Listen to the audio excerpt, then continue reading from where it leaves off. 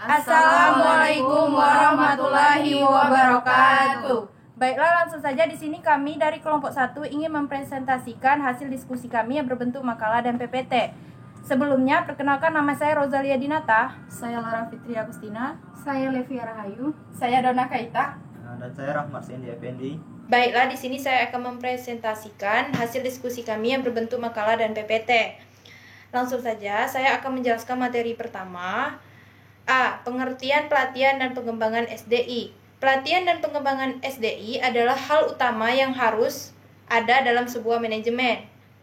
Pelatihan SDI mengacu pada serangkaian kegiatan yang memberikan peluang kepada setiap karyawan untuk mendapatkan dan meningkatkan keterampilan yang berkaitan dengan pekerjaan. Program pelatihan SDI umumnya diberikan kepada karyawan yang baru maupun karyawan yang sudah ada. Tujuannya adalah agar setiap karyawan tersebut mampu menghadapi situasi-situasi yang selalu berubah.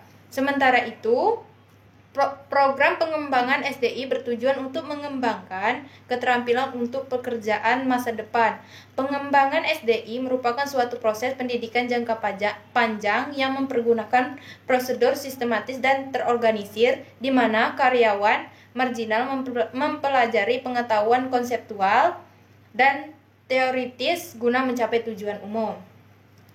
Program pendidikan dan pelatihan SDI merupakan upaya untuk pengembangan SDI, terutama untuk pengembangan kemampuan intelektual dan kepribadian.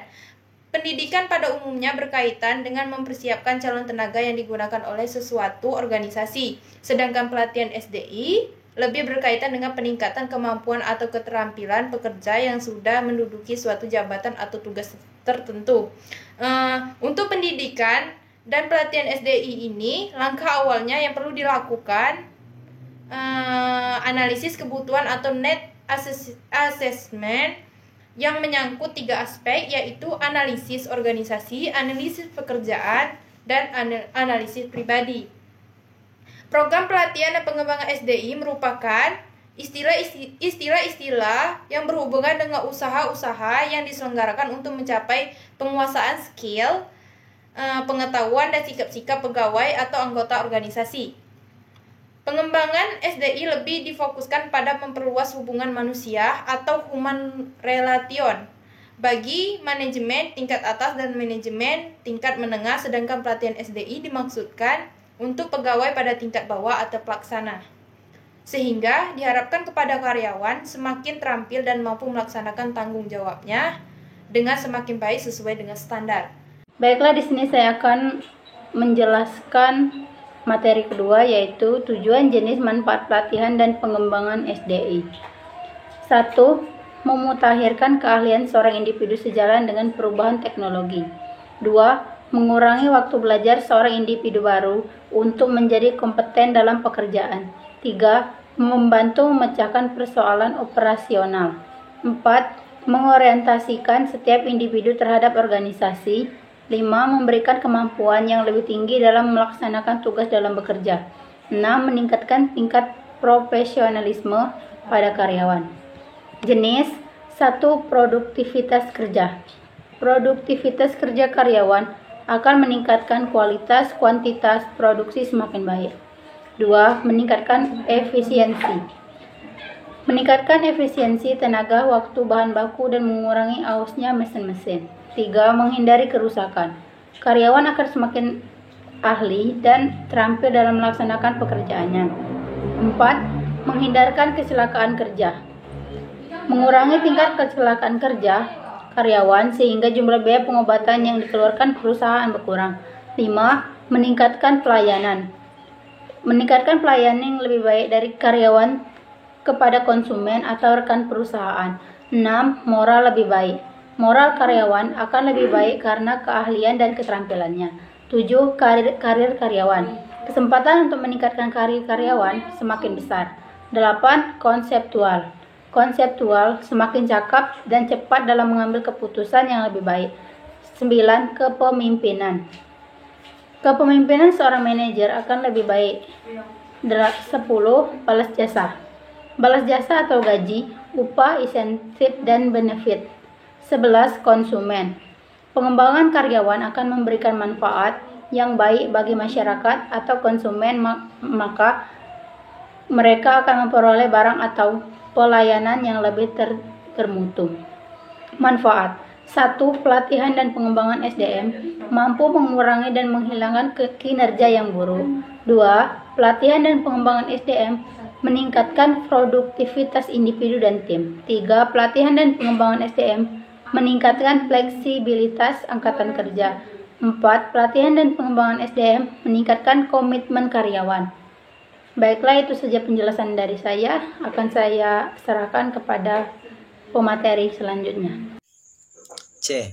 Jenis dan strateginya pelatihan. Jenis-jenis pelatihan. 1.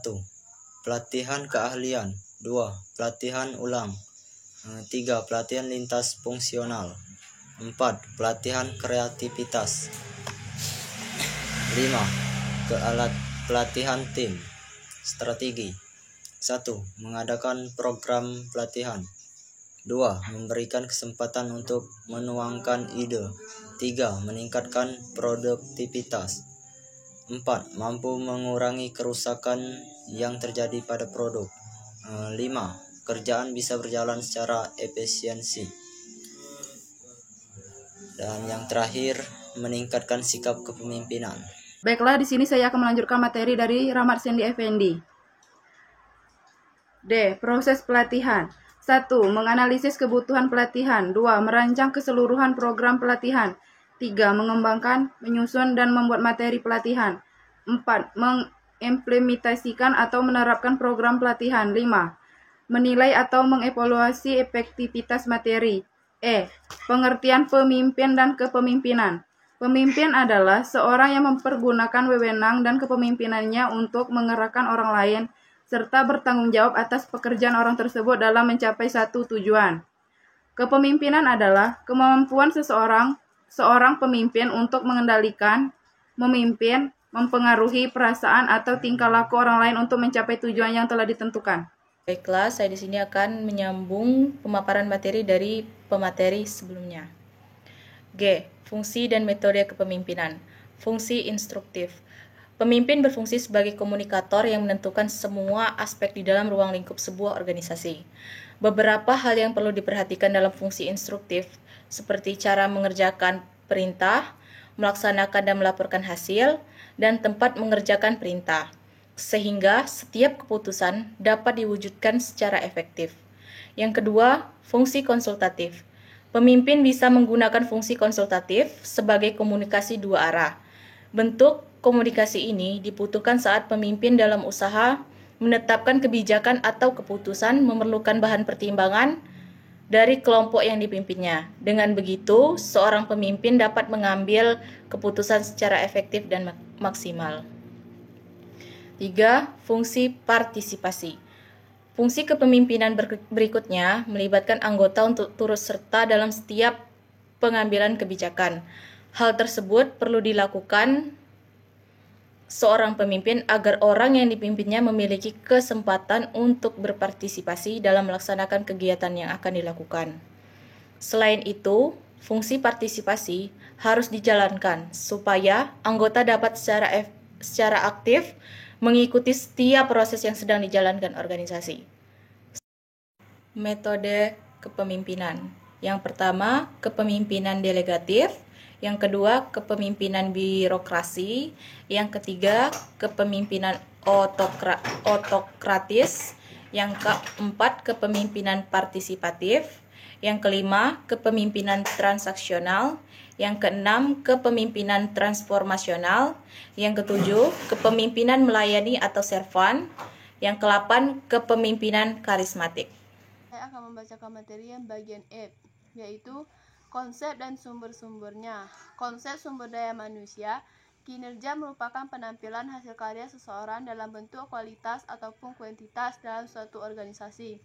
Kinerja dapat merupakan penampilan individu maupun kelompok kerja pegawai. 3 hal penting dalam kinerja adalah tujuan, ukuran, dan penampilan.